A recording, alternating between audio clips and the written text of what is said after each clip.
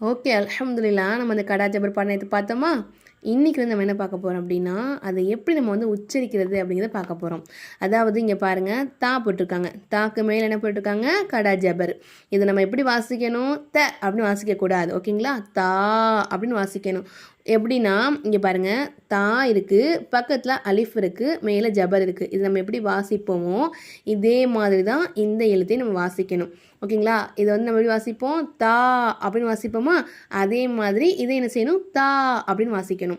இப்போ இது நம்ம எப்படி வாசிப்போம்? இந்த அலிஃப் இல்லாமல் எப்படி வாசிப்போம்? அப்படின்னு வாசிப்போமா? அதே அலிஃப் இருக்கும் நம்ம இதை எப்படி வாசிப்போம்?